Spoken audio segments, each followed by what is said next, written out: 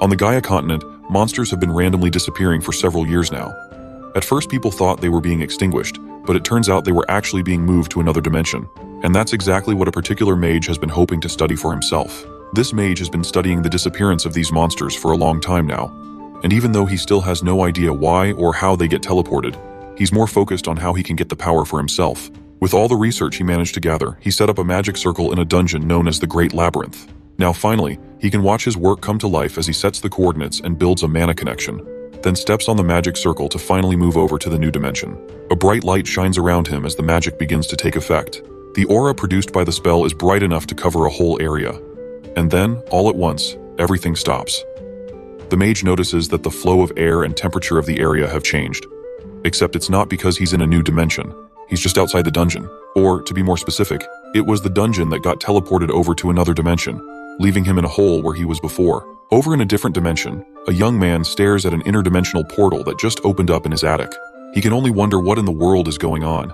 His day was pretty normal up until a few seconds ago. Earlier that day, during his day job, Kang Jin-hyuk admires the youthful college students around him. Watching them reminds him of when he once had a passion that he could focus on. Right now, though, a D-rank hunter like him doesn't have that kind of luxury. His partner comes up and asks why he's standing around in a daze when there's work to do. They need to hurry up with their work, since they aren't even halfway done yet. After a hard day of work, the two men rest in their van, but Jin-hyuk is wearing surprisingly light clothing despite the cold weather. That's because he's a hunter. And one of the perks of being a hunter is having the ability to endure hot and cold temperatures. It's such a basic thing that it even applies to D-ranks as well, meaning that Jin-hyuk can save up on paying for any heating in his house. Hunters also have many other amazing perks, but despite that, Jin-hyuk works part-time as a laborer. That's because he has no money, and since all the guilds in the area are monopolizing all the hunter jobs, there's nothing he can do about it. It's all because of some sneaky serial killer who's been going around killing hunters from the top guilds. Because they haven't been able to catch the lunatic, the guilds have been taking out their frustration by sweeping up all the hunter jobs in the area. Today, however, seems to be Jin-hyuk's lucky day. A loud sound followed by screaming comes from the school area. This is his opportunity. Chaos like that can only mean that there are monsters in the area, and taking out just a few of them could set him up with enough money to make it through a whole year. Those dreams are shattered as soon as they show up when a man rushes in and shoves Jin-hyuk back while several other hunters appear on the scene. Titan, the guild in charge of the area, is already there and they've taken over the situation in an instant. And Doyen, the deputy guildmaster, orders him to get lost before he's actually forced to kill him. The difference between him, a mere D rank, and an A rank hunter from a major guild is just too wide for him to ever cross. There was nothing he could do to change the situation. With his dreams shattered, he moves on to his next part-time job in hopes that that will at least bring in some money. Then he heads home, filled with a strong sense of defeat. Suddenly, a sound from deeper in his apartment catches his attention. He goes to investigate and comes face to face with some sort of portal to another world filled with monsters. They can't seem to see him, but he can pass through just fine without any weird reactions to his body. This could be just the opportunity he was looking for. He heads downstairs to gather his thoughts. This is definitely a dungeon that has only existed as a concept up till now. If it was anywhere else, he would have been happier, but it just had to appear in his attic. The most logical step would be to report this incident to the association, but if he did that, they would kick him out of his own home under the pretense of on-site investigation. So the only option that looked good was to take it all for himself. The first thing he needed to confirm was if the monsters could cross over to his side of the portal. They couldn't see him at least, which was a good thing since, with his abilities, he could only take on 2 or 3 goblins at most. If more monsters were to come through at once, he would have no chance of taking them down. With nothing left to lose, he takes a deep breath and steps through the portal, popping out on the first floor of a dungeon maze. He barely has time to look around before a goblin rushes at him from his left. He narrowly evades a stick to his face and dodges back into his attic. The goblin looks around, confused, and swings at the air. It seems like they really can't see the portal after all, and that means they can't come over to his side either. Now that he knows that, there's no reason to be scared. He equips a baseball bat and jumps back in through the portal to take the goblin head on. He swings the bat into the goblin's cheek, sending the creature flying, before following up with a stab to its chest. With the goblin defeated, he raises his bat and swings it down on its face, defeating it instantly. This was the first time he had ever hunted monsters alone, and since he didn't have to share experience points with anyone else, they were all his for the taking. With the goblin taken out, his level, which hadn't risen in 3 years, went up immediately. The goblin corpse was also his for the taking, and it could get him up to 3 million won if he sold it in the right places. The next day, he takes it to a hunter's market and tries to sell it off to a merchant. After taking a closer look at the corpse, the merchant can tell that our boy does not have a lot of experience in dungeons, because the way he handled the goblin significantly reduced the market value. Despite that, he still managed to get a price of over 3 million won, just like he hoped for. All he needed to do was provide the name of the area where he hunted down the goblin, and he would get the payment immediately. That was something Jinhyuk could not tell anyone. If someone found out about the dungeon in his attic, his profits could go down the drain. While he's trying to figure out a way to get out of the situation he'd found himself in, a group of hunters from the Black Dragon Guild come barging into the area like a pack of hyenas. Someone stole a kill from their territory, and they are not happy about it. At first, they think it's Jinhyuk and step up to confront him, but the merchant redirects their attention to a blonde-haired hunter who's oblivious to the situation. The hunters step up to confront him and beat him up till he can barely move. He snuck into their territory and tried to hunt monsters there without permission. For all they know, he could be the serial killer they've been looking for. With the man barely able to talk, they drag him out of the building to continue their interrogation. That man, who was beaten to a pulp, could have easily been Jinhyuk. Seeing a scene like that and knowing that he won't be able to lie about where he got the goblin from, he changes his mind about selling there. He needs to find another way to sell his loot without having to deal with the thugs from bigger guilds if he didn't want his life to be at stake. As soon as Jinhyuk gets back home, he decides to dive back into the dungeon and work on getting stronger. Before he heads in, he has to arm himself with enough equipment to be able to survive a trip into such a dangerous place. He arms himself with a teleportation stone that will allow him to teleport out of danger and back to his apartment, as well as a monster tracking compass that reveals any monsters around him within a 50-meter radius. Armed with that, along with his trusty baseball bat, he steps into the dungeon for a round of leveling up. He goes on a killing spree, with each taking him up by 1 level. True to its name, the Goblin Labyrinth is filled with goblins. For someone with a low level like him, this was the perfect hunting ground to use and grow stronger. After a long day of hunting, his inventory capacity is almost filled to the brim. He has just enough space for 1 more goblin, and since it's the last one, he'd prefer if it was a large one that'd bring in more money. The compass shows a goblin approaching his location, which is perfect timing. All he has to do is hide and ambush it before it sees him. He hides around the corner and waits until just the right moment before swinging his bat right at the goblin's face. Except it isn't a goblin. He just hit a remarkable short man. The man shouts at him in a strange language that he can't understand. Jinhyuk hurriedly bows to apologize, which seems to calm the man down enough. He pulls out 2 necklaces from a bag and hands one to Jinhyuk. As soon as he puts it on, he can suddenly understand what the man is saying, and he realizes 2 things. First, this man is very angry at him, which is fair considering that he just smashed a bat into his face. And secondly, this man isn't a man. He's a dwarf, a mythical race that he's only heard about in fantasy novels. The angry dwarf continues to yell at him while he helps to pick up the items that got scattered around.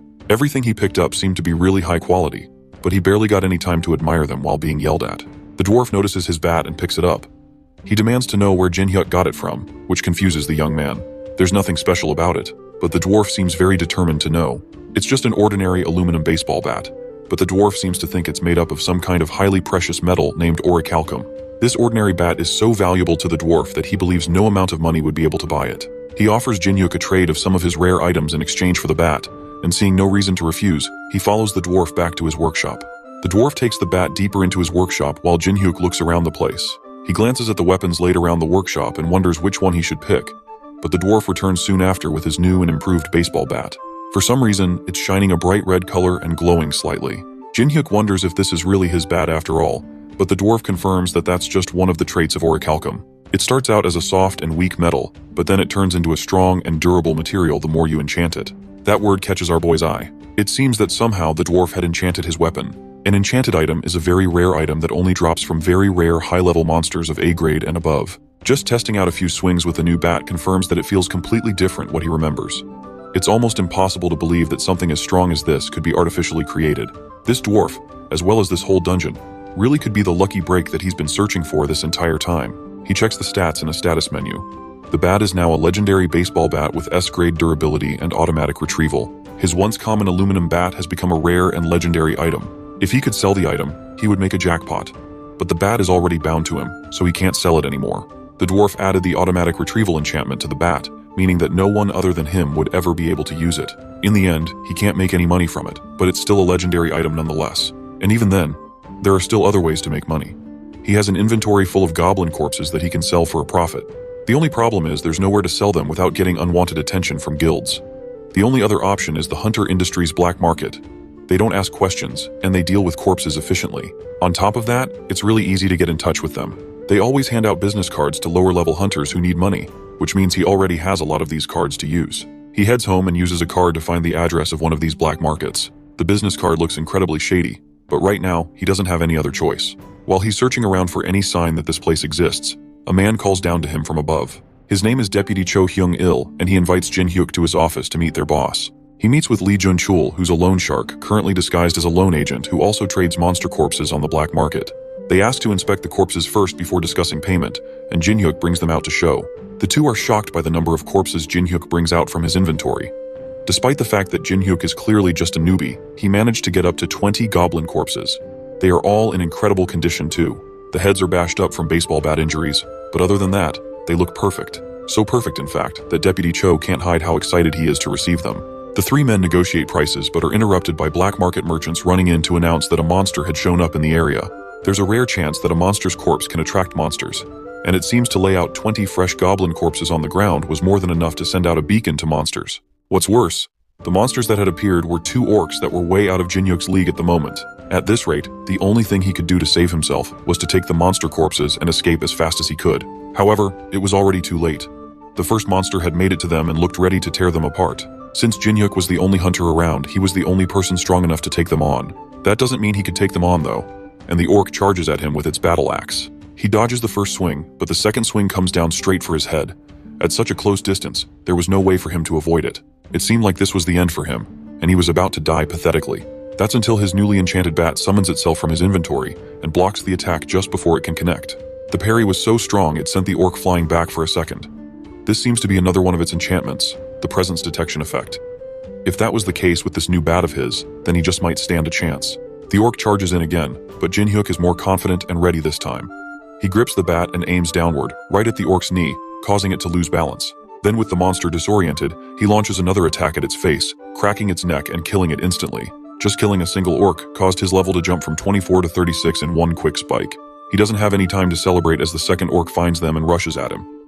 This time though, he's ready. He dodges the attack, then runs up behind it and smashes his bat into the orc's back, before repositioning and sending one last attack straight to its head, also killing it instantly. With that, he managed to easily kill two orcs in a matter of seconds. That shows just how powerful this enchanted weapon really is. Now that the commotion is over, he smugly asks the men to restart negotiations and add the corpses of the two dead orcs to their deal. That day, he went home with a chip on his shoulder. Somehow, he had managed to convince the men to give him 15% more than the market price.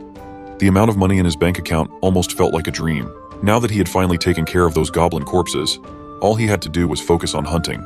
Because he saved the black market dealer and his crew, they decided to continue doing business with him, which means that he'll never have to worry about where to sell the corpses again. That's because he probably realized that Jin Hyuk isn't just a low-level thief who's selling stolen corpses. He's actually a high-level hunter that's strong enough to take down two orcs with little effort. But even with his enchanted bat and his newfound strength, there was no way his current equipment would let him hunt down higher-grade monsters. There was only one option left for him to upgrade, and if he plays his cards right, he might even get some equipment for free. The next day, he had bought a crate full of beer cans and alcohol for the dwarf. Since he liked aluminum so much, then this was like a gold mine to him.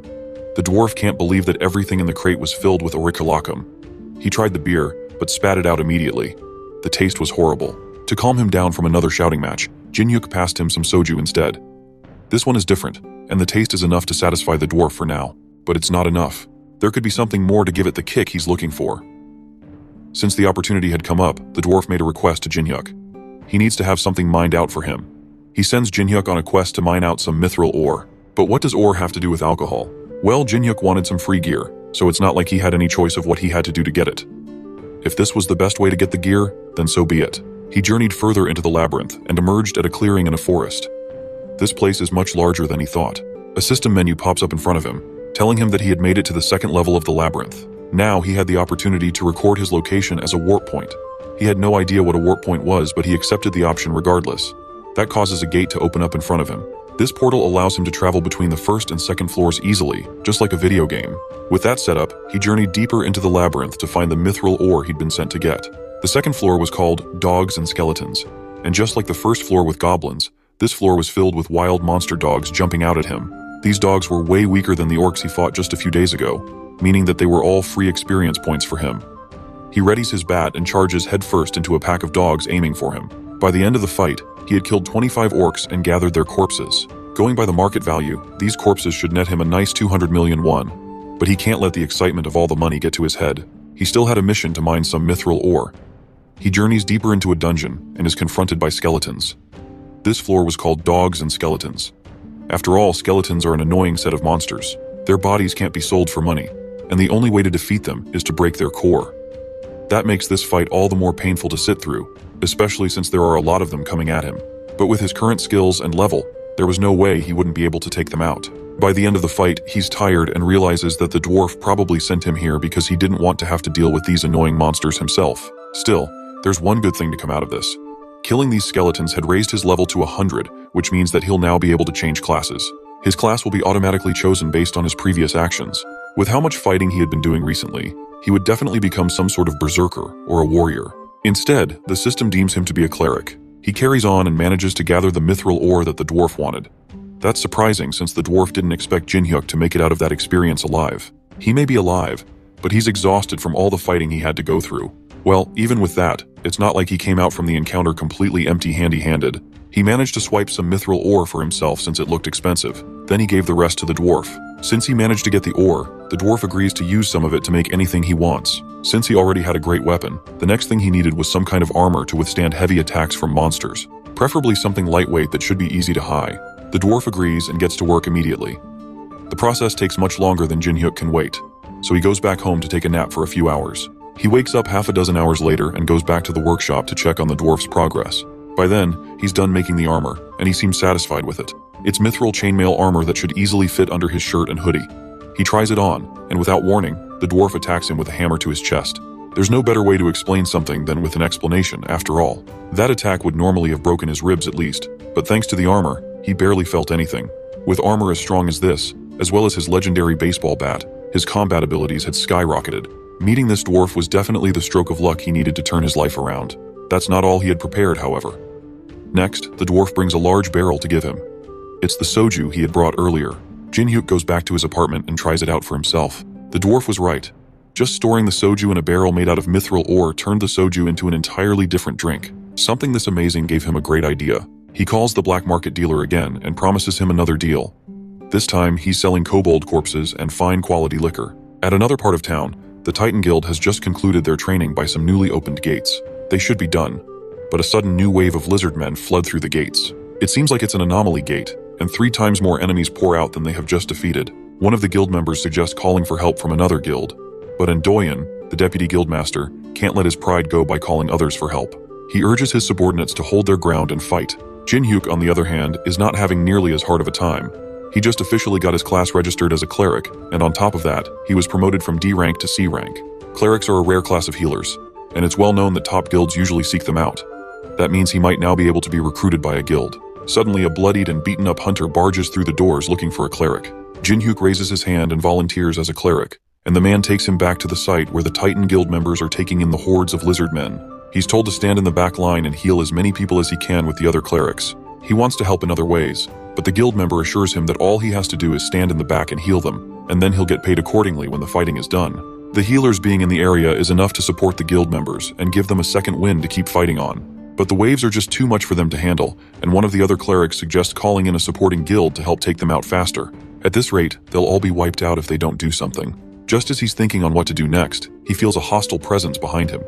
His bat had just saved him from a fatal strike by one of the lizardmen. It somehow got past all the hunters, and was trying to take out the healers starting with him. That means that the back ranks of their defense had been breached. There's only clerics at the back line. If these monsters got through them, they'd wipe out the guild members in an instant. Left with no other choice, Jinhyuk grips his bat and swings at the lizard man that attacked him, sending him flying with a single attack. He informs the other clerics that there's been a breach, and he's the only one that'd be able to block them. They got this far behind them thanks to a concealment technique, and now they were trying to ambush them from behind. Jinhyuk instructs the clerics to focus on healing for now and to leave the lizard men to him. It would be difficult, but he was the only one that could stop them. The other clerics are worried about him since they think he's just an ordinary healer like them. Jinhyuk, on the other hand, rushes in to take them head on, telling them not to worry about him. He wouldn't be saying these kinds of things if he wasn't at least a bit confident in his abilities. Of course, even though he said all that, he was still nervous about the whole thing. But in the end, he actually managed to hold his ground against the rampaging monsters. One of them manages to get past him while his guard is down, and heads straight for one of the other clerics. Jinhyuk chases after it, then leaps off the ground and manages to stop it from attacking one of the clerics just in time. His rushed attack leaves him open to a stab from behind, but thanks to the dwarf's chain armor, it barely affects him. The monster is surprised that their attack didn't work, and Jinhyuk takes that opportunity to counter with a bat swing to his face. Somehow, he's actually holding them off by himself. Thanks to him, they can focus on healing without worrying about any sneak attacks. But that's not the only thing going in their favor. The lizard men freeze as a new fighter enters the battle. Suddenly, a strong man joins in and takes out one of the monsters with a single hit. This newcomer is Seo Sang-ho, the guild master of the Titan Guild. He acknowledges Jin-hyuk and asks if he was the one that took out all the monsters in the area. The C-rank hunter admits that he was the one who took out the monsters, but he's more confused about who this new powerful man was. The clerics are surprised that he doesn't know the S-rank hunter Sang-ho. He's so powerful that thanks to him being there, it looked like the battle was about to come to an end. With no time to waste, he rushes off to join his subordinates in battle, but not before promising to properly reward Jin-hyuk for his assistance later. Just at a glance, it's obvious to anyone including Jin-hyuk that S-rank hunters were in an entire league of their own. When he's around, he becomes the real monster in the battle. He lands right in the middle of the fight, and his presence immediately lightens everyone's spirits. All except Ndoyen, who seems annoyed that the guildmaster showed up. There was nothing wrong with a fellow guild member coming in to give support, but Ndoyen's pride wouldn't let him accept that. Sang-ho immediately takes charge of the situation. He passes orders across to the fighting hunters, and immediately commands the attention of everyone around him. With that done, he doesn't wait for the guild members to clear the area and launches a powerful attack on the ground, which creates a shockwave that sends all the lizard men flying. His one single strike was enough to take out a lot of them in a single stroke. In a matter of minutes, with Sang-ho's help, all the monsters are easily taken out. Now that he was sure that his guild members were safe, he takes Ndoyen by the jacket to reprimand him. What was he thinking when he decided to put his life and the lives of his subordinates at risk by taking on the monsters alone? He claims that he just wanted to protect the guild's reputation, but Sang-ho knows the truth is that Ndoyen just wanted to protect his own pride. The two have a short stare-off until one of the guild members reminds him that he needs to dismiss the clerics who helped to clear the scene. The guild master calms himself down and goes over to address the hunters and thank them personally, especially Jin-hyuk, who is the main reason so many people made it out alive today. As a token of gratitude, he offers to allow him to enter the guild immediately without having to go through a registration process. That's something that Ndoyen cannot accept. He quickly comes in to put down Jin-hyuk as a mere D rank who only got lucky. Sang-ho, on the other hand, does not hesitate to remind him that this mere former D rank saved so many lives that would have been lost if it wasn't for his stubbornness. Then he forces Ndoyen to apologize to Jin-hyuk, which is already a big blow to the deputy guildmaster's pride. Even with that, Jin-hyuk respectfully declines the offer. He doesn't want to be part of any guild that allows people like Ndoyen to have any type of authority. That's the last straw. Ndoyen rushes at him with an enhanced punch, but a defensive bat straight to his stomach is enough to stop him in his tracks. The hit is enough to knock Ndoyen out cold immediately. The occasion is such a noticeable moment that it appears in a news article the next day. The higher-ups of the Titan Guild can't stand what happened to Ndoyen.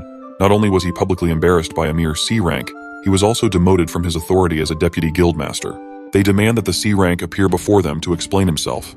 Sang-ho, on the other hand, doesn't agree with that. Not only did Ndoyen risk the lives of multiple guild members for the sake of his pride, he also attempted to attack someone who fought for their guild. That's more than enough reason for him to be demoted. That manages to shut down the people gathered. With nothing else to say to the men, he sends them on their way. The guildmaster's mind wanders back to the extraordinary C rank that he saw the other day. Before he grows any stronger, he has to get Kang Jin-hyuk to join his guild no matter what. The man in question lounges lazily in his apartment, enjoying a drink while looking through his expenses. Since he made a lot of money from hunting, he had spent more than he usually would, which put the expenses at an absurd high. If he knew things were going to turn out this way, then he would have accepted the extra pay that the Titan Guild was offering him. At the end of the day, though, it doesn't matter since he has a much better way to earn money. After some much-needed relaxation, he heads back into the dungeon to collect more monster corpses. Hunting the same old monsters isn't enough for him anymore. Now that he had gotten stronger, he was going to need some stronger opponents. He walked deeper into the second floor than he usually would, and found himself facing off against a small army of orcs. One of them tries to attack him from behind, but he successfully sidesteps the attack before retaliating with an attack of his own. The hit defeats the orc immediately right as several others swarm around him through the hall. Just a few days ago, he would have been dead on the spot, but thanks to his new equipment, he's able to defeat all of them with ease.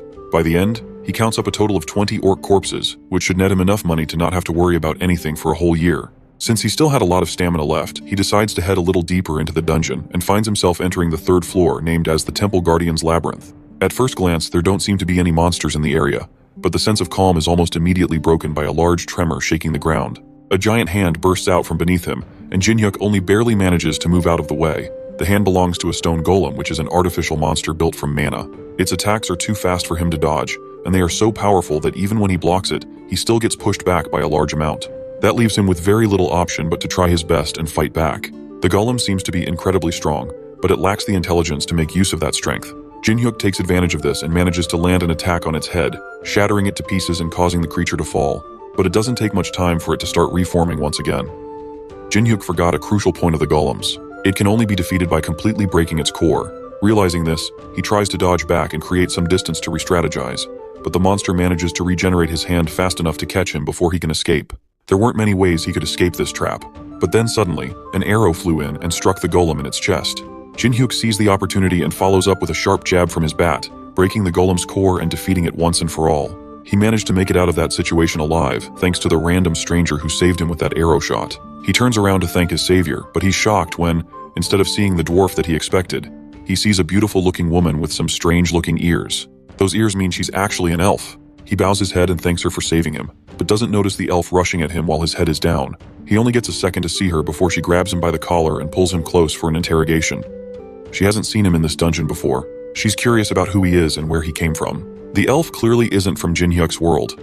She doesn't know where he's from, and his outfit looks unfamiliar. She asks him a barrage of questions while he struggles to free himself from her grip. She eventually lets him go after he mentions that he entered the dungeon today. That means that he knows where the dungeon entrance is. She pushes him on the ground and drops her bow. She has finally found a way out of this dungeon. Jinhyuk stands up and demands to know what's going on with her being needlessly aggressive. The elf ignores him and instead demands that he take her to the exit. He's not impressed by her, just giving him orders out of nowhere. She's really pretty though, so he'll let it slide for now. She mentions that if he successfully guides her out of the dungeon, then she will adequately compensate him. After all, she's a platinum-ranked mercenary, so he can trust her. Her name is Lucia, and she's a half-elf who prides herself on being pretty famous. Surely he had heard of her from somewhere. Jinhyuk, though, has no idea what she's talking about or who she is. She repeats that she's a platinum-ranked mercenary and shows him her badge, but he still has never seen or heard of any of these things before. Did he come from some kind of rural area? How does he not know what the badge is or who she is? He tells her that he's from Seoul, Korea.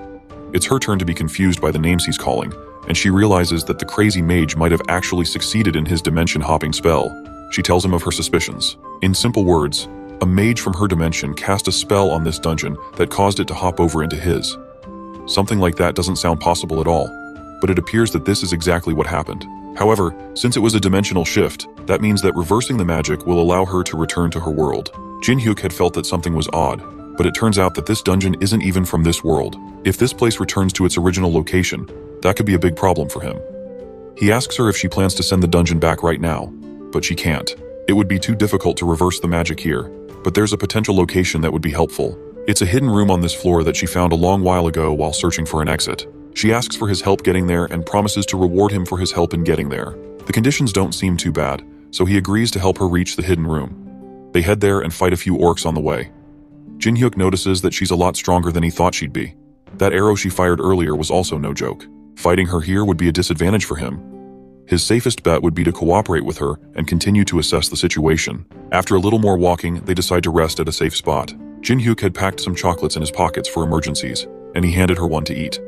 She takes a liking to it immediately and demands for more, and after eating through his whole supply, she asks for even more. That was unfortunately the last one, and she accepts and seems satisfied enough to continue the journey. Eventually, they reach a large room that holds the boss of the dungeon.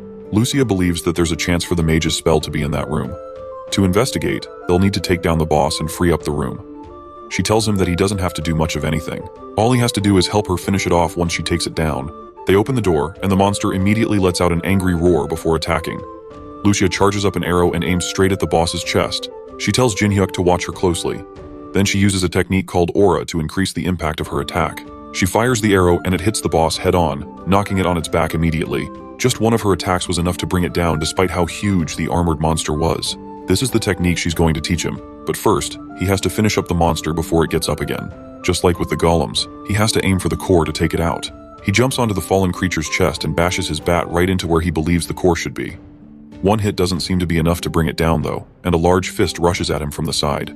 He narrowly blocks it with one of his cleric skills, the Holy Shield. Then, he uses his momentum to push himself back onto its chest. If one hit isn't enough to bring it down, then he'll just keep bashing it until it stops moving.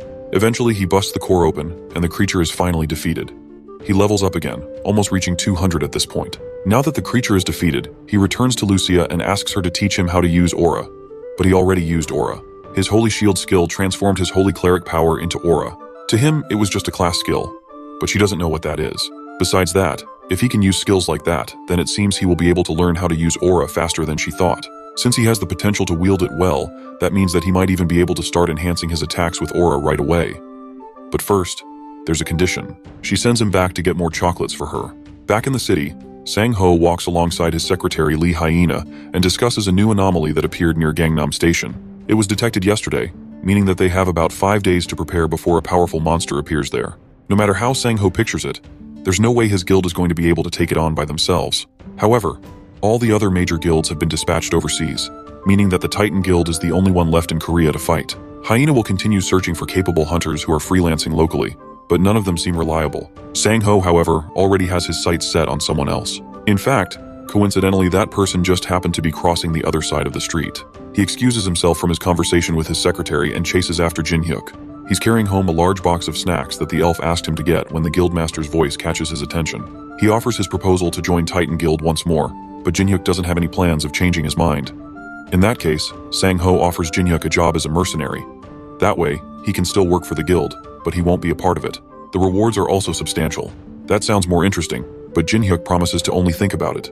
He returns to the dungeon and presents the snacks to the elf. She happily eats them all, and it's obvious that they don't have this kind of food in her world. After her hearty meal, Jin-hyuk asks her why she's eating down in the basement when they have already defeated the boss monster. She points up at a magic circle on the ceiling and tells him that it connects the dungeon to the world he lives in. Because of it, she'll be staying down there for the time being to study it. So if he wants to learn more about aura, he's going to need to bring her more chocolates. Now that she is done eating, she takes his hand to teach him how to use aura. Firstly, she'll have to pour her aura into his body to show him what it feels like. Jin-hyuk immediately feels the power flowing into him. Lucia also notices the spike of power in his body after she poured in her aura. He seems to have more talent for it than she initially expected. The movement of holy power following through his body is impressive enough that she believes he will be able to grasp the basics by the end of the day. She commends him for his talent and asks him if he can remember the flow of aura in his body. He's confident that he can, and she acknowledges him before turning to leave the dungeon. She was supposed to investigate the magic circle first, but it seemed like it would be faster to fully train him on how to use aura. And the best way to do that is through practical experience. She takes him to a different part of the dungeon and throws him into a horde of monsters. He fights an army of goblins and kobolds at once, but manages to hold his own against them while collecting their corpses as well. He turns to Lucia and asks her why he suddenly has to fight a horde of monsters when she told him that he will be learning how to use aura. She tells him that this is how he will learn how to use aura. Even though she infused a bit of mana into his body so he could get a feel of it, he's going to have to sense the rest on his own. And to do that, all he has to do is get the hang of activating aura using his holy power. And there's no better way to get the instinct for it than in the middle of real combat. He's more upset that she didn't tell him any of that and instead just threw him into the action with no warning. While they're fighting, the ground starts to shake and a stone golem emerges from the ground. It lets out a loud roar and pushes Jin-hyuk away as Lucia continues to explain that he needs to face a true crisis to unlock his potential. All he has to do is focus and try to feel the holy power coming from the shield he generates with his skill. The shield is made out of aura, so once he gets the hang of it, he'll be able to pick it up quickly. That's easier said than done since he doesn't consciously activate the holy shield. How is he supposed to feel any aura from something that turns on automatically? The monster brings down a huge fist toward Jin-hyuk, and he blocks it with the holy shield once again. But this time, he feels something. It's some kind of energy gathering around his left hand, which was the hand that's activating the skill. This must be what holy power feels like. The monster pulls back and attacks again, and Jin-hyuk summons his holy shield again. Except this time, it has a different shape than what he remembers. The sensation of summoning the shield is also different. This must be mana. The golem doesn't give him time to figure all this out and smashes down on the shield, sending Jin-hyuk flying back. Lucia mocks him from her podium. She told him to get the hang of his skill, not to make foolish mistakes. He was just doing what she told him to, though. As he prepares for another attack, a status window appears in front of him. He has acquired a new skill called Holy Power Application. This skill allows him to use holy power and to use the energy to enhance his attack and defense based on how much holy power is used. This means that there are ways to gain skills beyond getting a job change. Lucia notices him spacing out and decides to take matters into her own hands. It seems that facing a golem while learning aura is too much for him, so she offers to take care of it from there. Jin-hyuk, on the other hand, quickly recovers himself and tells her to stand down. Now that he has a grasp on his new powers, he should be able to handle everything. He charges at the golem and then leaps off the ground, narrowly dodging another stone fist aiming right at him. Then, while in the air, he focuses his mana on the bat, and then uses a front flip to gain more momentum, before bringing the mana-enhanced bat down onto the golem's head. The monster falls, but he's not satisfied yet. He lands on its chest and focuses one more, trying to divert even more mana into his bat before bringing it down right onto the golem's chest, unlocking a new skill at the same time called Holy Aura. With his enhanced weapon, he stabs the golem with his bat and successfully breaks the core. By unlocking his Holy Aura, it also allowed him to gain new skills like Precision Strike and Unyielding. Thanks to Lucia's training, he was able to unlock 2 passive skills and an active skill. She, however, is more concerned about the fact that he learned how to use aura in battle so quickly. She was expecting to just teach him the basics and call it a day, but with this, she has to see things to the end. She takes one of her arrows and brings down a wall, opening up the area to an even larger horde of monsters. Jinhyuk is not impressed, but he readies his bat and prepares for another battle. The battle with the monsters in the dungeon takes a lot out of him, and by the time he goes to sell the monster corpses, he's exhausted. He's so tired that the black market boss Junchul notices when they meet. He looks like he has just been through a war. Junchul decides not to ask too many questions, and gets down to business by accepting the monster corpses. He also brings up the topic of the alcohol he sold to them last time.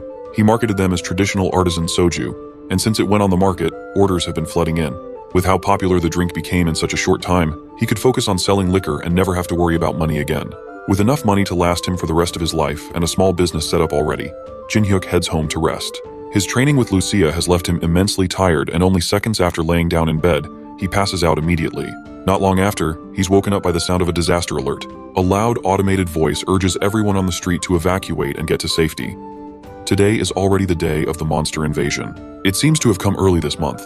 Monster invasions usually happen randomly, but there is a certain invasion that happens after a set period of 1 month. This invasion is pretty common, and usually, Jinhyuk would use this opportunity to catch some low-level monsters for some loose change. This time, though, he's too tired to care. The large guilds will take care of them anyway, so he shouldn't have to move a finger. At least, that was the plan until a notification came in on his phone, informing him that due to the urgency of the invasion, the rewards for monsters would be tripled. With triple the rewards up for grabs, Jinhyuk can't ignore the invasion anymore. He steps out onto the street to see if he can take some down and cash in. Meanwhile, security officials guide people and try to clear the streets while the Titan Guild battles hordes of monsters running through the city. The security line is already breaking due to the number of monsters trying to get through, and Sang-ho is running out of stamina to keep up the fight. No matter how many he takes down, more just keep popping up. The guild members are already at their limits, and even though it looks like they have the upper hand, things aren't looking too promising. The guild's secretary watches the fight worriedly from behind safety. Even though it looks like everything is going well thanks to the guild master, she can tell that they're getting stretched thin. If only they had one more powerful hunter to turn the tide. Her mind wanders to a man that the guild master had found promising not too long ago. She takes her phone and calls Jinhyuk. He's in the middle of fighting some goblins when he picks up. She offers him a chance to fight with the Titan Guild, and in return, he will get heavily compensated. He asks for 5 times the normal compensation, and she suggests they meet at a predetermined place to discuss more. When they meet, she offers him 4 times the compensation instead, and he reluctantly agrees. With that, she gives him a device that'll keep track of how many monsters he kills, so that they can keep track of how much he did for the guild. If he makes a more than average contribution to the fight, then he will get everything he's asking for. Now that he's gotten a chance to show off his abilities and get proper payment for it, he takes off towards the fight to provide help. Hyena watches him leave reluctantly and wonders if he will live up to the expectations that Sang-ho has of him. He was once able to take down Endoyan by pure luck, but his skills are still uncertain. He arrives on the battlefield and immediately goes after a rampaging ogre, which shocks the entire crowd. He manages to kill it in one quick strike, which makes everyone else think that he has to be at least an A-rank hunter. A rank is close, but Jinhyuk believes that with his current abilities, he has to be stronger than an A-rank. He takes a moment to drink a mana potion and recharge. Thanks to Lucia's intense training, he has managed to reach level 200. Normally, he wouldn't be able to face an ogre, but as long as his mana doesn't run out, he should be able to keep up with a S-rank hunter. And right now, he has over 1,500 mana potions, which means that all the monsters around him right now are nothing but moneymakers. Elsewhere, Endoyan takes down monsters alongside his guild members. He notices that the monsters are dramatically decreasing and turns to see a group watching someone take down monsters with ease. He checks on them himself and sees the one person he hates the most right now. He yells orders to the stunned hunters and tells them to stop daydreaming and go back to fighting monsters. Why was this guy here and who invited him? Just seeing Jinhyuk reminds him of their last encounter and how his embarrassing moment was broadcast all over the news. That last time must have been due to lots of luck. This time, since he's alone, there'd be no problem taking him out and putting him in his place. With that in mind, he rushes towards Jinhyuk in hopes of fixing his nasty habit of being at the worst place at the wrong time. Unluckily for him, the C-rank hunter notices him far too early and manages to counter his attack, sending Endoyan flying and knocking him out yet again. He's too busy to entertain this random crazy guy. Meanwhile, Sang-ho stares down a rampaging minotaur. His mana is almost gone, and he's out of stamina. The minotaur raises its club to attack right as Sang-ho entertains the idea of retreating and regaining his stamina. But before it can hit him, a voice calls out behind him, and Jinhyuk jumps in from above, grabs the minotaur by the horn, and slams it into the ground. For a C-rank hunter to take down a minotaur in one hit, it looks like his judgment about Jinhyuk was right on track. As he takes down the monster, Sang-ho approaches him to show his appreciation for the help. Jinhyuk tells him that the guild master called him and promised a hefty pay in return for his help, so there was no need to thank him. Sang-ho then takes this chance to once again ask him to join their guild. If he joins forces with them, then opportunities like these will keep popping up. Jin-hyuk takes a moment to consider it, then tells him that once they finish up the remaining monsters, then he'll think about it. As they're talking, Sang-ho gets a call from Hyena. She tells him to look at the sky. The clouds had turned back and the weather had become fiery with lightning. Something huge and menacing was lurking in the clouds and it did not look friendly. It shoots lightning down at everything, both monsters and hunters, and damages buildings as it flies around. It's so high in the sky that there's no way their skills will be able to reach it. That means that there could be no way to attack it. Sang-ho suggests going back to his guild to assess the situation and invites Jin-hyuk to join him. He reluctantly agrees, and together they meet back at his office.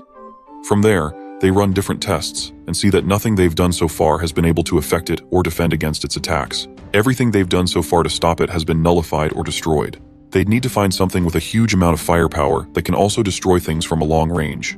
Lucia immediately comes to mind, and he realizes that there might be a way to bring it down after all. As Jin-hyuk leaves to get Lucia, the executives of the Titan Guild come together to talk about how much favoritism Sang-ho is giving to a C-ranker. The other guild members try to think of other ways to bring the monster down without relying on Jin-hyuk, but there's just no other choice in the matter. All other methods are guaranteed to fail, so the only option left is to trust in the only hunter with an idea. They could call another guild named Gadia, which is a large guild filled with A ranks and higher mages. Unfortunately, those guys don't care about casualties, and calling them in will surely result in many deaths. The other members in the room fall silent after they realize that they really don't have any other choice but to wait. Back at the apartment, Jin-hyuk comes out of the portal with Lucia. He thanks her for agreeing to help, and promises her as many sweet treats from his world as she could want as a reward. Together, they head to the top of the Titan Guild headquarters, and Jin-hyuk shows her the monster that's terrorizing their city. He asks her if she'll be able to take it down, and she's certain that she can. The thing is so big that she can hit it with her eyes closed. The monster is level 300, which is the highest level monster that has ever been recorded. She assures him that she can take it out, but first she's going to need a little help. The building's roof is too fragile to handle her power, and she needs him to prepare a shield to absorb most of the impact if he doesn't want to see multiple buildings destroyed. With things properly set up, Jin-hyuk calls the guild leader and asks about the potential damage to the area. Once they take down the monster, the damage to buildings will be unavoidable. Sang-ho tells him not to worry about all that, and to only focus on bringing down the monster. With that settled, Jin-hyuk prepares a shield while Lucia charges up 2 arrows to take down the beast. She aims carefully, then releases the shots, which causes a massive shockwave that pushes Jin-hyuk back even with the shield. The 2 shots race through the sky towards the monster, and in just a second, they land a direct hit on the beast, taking it out in one shot. The damage is so massive that half its body is disintegrated from the impact. The Titan Guild watches from the ground, amazed that he managed to pull it off so easily. Hunter Kang Jin-hyuk just continues to amaze people. The whiplash from Lucia's attack was enough to leave smoking trail marks on the building's helipad. It may not have been the time to hold back, but this was way too much. Lucia, on the other hand, is more disappointed that the monster was so weak. It wasn't like that at all. It's more like Lucia is just way too strong for any monster that pops up in this world. Regardless, the job is done, and it's time for her to head back. She passes him the tracker that keeps track of his points, and the reading was a massive 240 points. With that, she turns to leave, but not before leaving him with a warning not to place too much trust in other people. When there's a lot at stake, people's minds tend to cloud with the hope of money. It would be better not to allow himself to be deceived as she has been on her many adventures. Jin-hyuk assures her that he'll be fine. If he notices anything wrong, he'll make sure to take care of it. They part ways, and Jin-hyuk heads down to the street where he's found by Sang-ho and his secretary. They catch up with him and ask him how he managed to take such a huge monster down by himself. He politely declines telling them and says that it's a secret. One of the executives with him takes offense at that and doesn't believe that a mere C rank can take down such a huge beast. But Jin-hyuk shows them the monster tracker, which has a massive amount of points showing that he really was the one who brought it down. Sang-ho stops him there and apologizes to Jin-hyuk for the outburst. The executive watches them in anger. It seems that Sang-ho loves to side with a C rank more than his own guild members. In that case, it is time to find a change because Sang-ho keeps standing in the way of the guild's future. He takes out his phone and places a call to an unknown number. By the next day, the rumor had spread all over the city that the giant monster was taken down by an ordinary C rank. The members of the Titan Guild don't believe it, but it's not that hard to verify. Word had even gotten around that the guildmaster personally offered him a direct entry into the Titan Guild, but he turned it down. He must be really confident in his skills to turn down such a huge offer from Sang-ho himself. The rumors had even managed to reach members of the Ultron Guild, who had also received information that Andoyan had been hospitalized after the events of the monster invasion. He was known for his impressive skills, but information reveals that he was taken down by the rumored C-rank hunter. If that is true, then the rumors had some truth to them. The Ultron Guild scouts decide to meet with Jin-hyuk themselves and verify the information. He might have unlocked a hidden class which was exceptionally rare for hunters to do. If that's the case, They had to recruit him into their guild first before another guild took him, or they would eliminate him. Jin-hyuk, on the other hand, slept soundly after the battle. He had used up all of his stamina during the fight and passed out as soon as he got the chance. He woke up after 2 days of dead sleep and realized that this was the backlash from overusing his stamina. He walks out into his living room and finds that Lucia had made a huge mess with all the snacks that he bought her. She had managed to eat everything in just 2 days. She had no choice though, since there was no food left in the fridge, and all he had available to eat were those snacks. She also couldn't go back to the dungeon since he hadn't opened the portal for her. That confuses Jin-hyuk since he has never needed to open it before. It's always open, as far as he knows.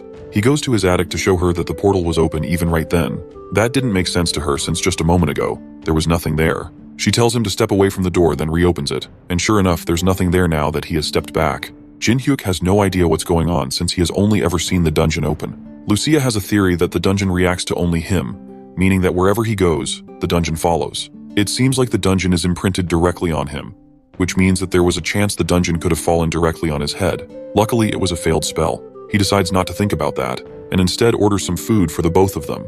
She wonders how he even found his way back to the house after they defeated the monster. She placed a recognition suppression spell on it, which should have made it impossible to find.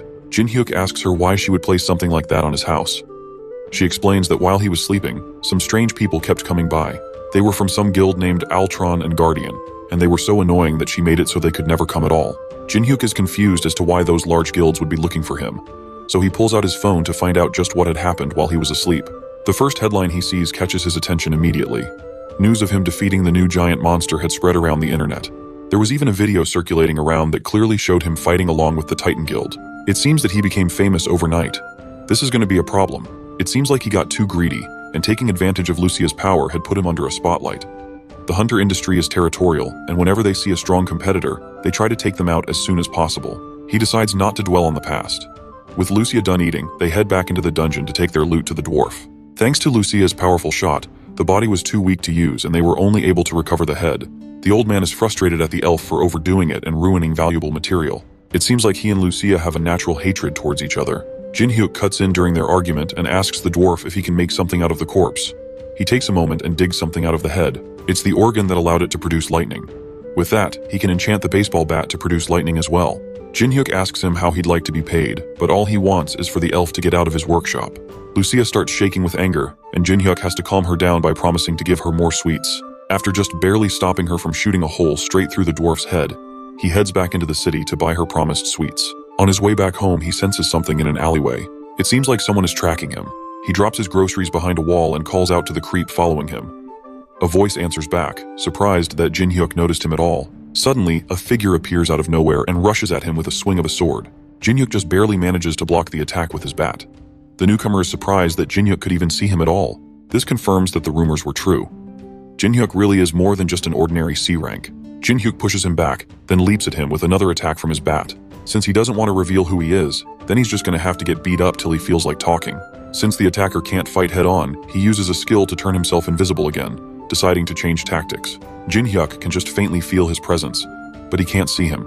The slight sense he has is just enough to tell when he's going to attack though. He manages to dodge and block most of the attacks that are thrown at him, but at this rate, things won't go well for him for much longer. If he had his usual bat, he could track him more easily, but the old dwarf is working on it, which means he had to switch to a regular aluminum bat instead. He can't stay here for much longer. With no other means of fighting, Jin-hyuk makes a run for it, but not before the hooded attacker attaches a tracking device to his shirt. Jin-hyuk makes his way to a crowded area to hide, but the attacker's tracking device allows him to continue monitoring wherever he goes. The trail leads to a bathroom in a department store, and he follows it, camouflaging himself in the meantime. He stops in front of the stall that the tracker led him to and kicks it open, prepared to attack. Except there's nothing there but the tracker stuck to the wall. It was a trap. He realized that much too late as Jin-hyuk rushes behind him with his bat-raised tie swing. In this confined space, disappearing won't save him. He just barely evades the attack and counters with a knife swing to Jin-hyuk's face. That is easily dodged, and the hunter grabs the attacker's hand before slamming him into the ground. With nowhere left to run and the wind knocked out of him, Jin-hyuk raises his bat, prepares to swing one last time, and prepares to smash his head in if he doesn't tell Spill who sent him on this chase. Meanwhile, outside, a boy wants to use the toilets. There's a sign forbidding entry, but he just can't hold it anymore. His dad reluctantly lets him run right as the assassin is about to confess. That's all the opportunity that he needs. The assassin charges up a fireball and sends it straight at Jin-hyuk and the child, forcing him to put up a shield and save them both. The assassin uses the smoke as an escape to run while he still can. The higher-ups only told him to get some information from him. He didn't expect things to be this troublesome. As he tries to run, an object stabs right through his chest, killing him instantly. Jin-hyuk stands behind him trying to catch his breath. It seems like he used too much force and accidentally killed him. As he's lamenting the situation, a status window pops up in front of him. It acknowledges the murder, but labels it as self-defense. Because of this, the villain trait will not be given, and instead, a hidden job change has become available. Not long after the incident, police arrive to secure the area. Jin-hyuk sits solemnly on a bench and thinks about what just happened. Normally, when a hunter kills a person, they receive the title of villain. Clerics especially suffer a penalty where their skills are sealed off if they acquire the title. He originally thought that was what was going to happen to him, but since it was self-defense, he just barely managed to escape that fate. But he definitely didn't expect a class change of all things to come of it. Two detectives approach him while he's thinking about the situation. They ask him questions related to the incident, and he tries his best to cooperate. Luckily for him, since he didn't receive the villain trait, the detectives don't suspect him of foul play.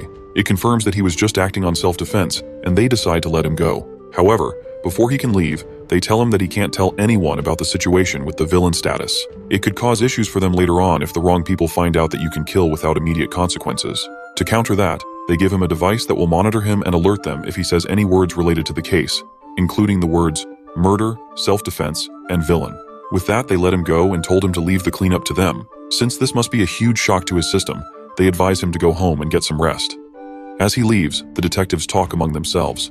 There's no way that Jin-hyuk is just a C-rank hunter. He managed to block a powerful attack from a mage while protecting a child. On top of that, he captured and killed a high-level hunter.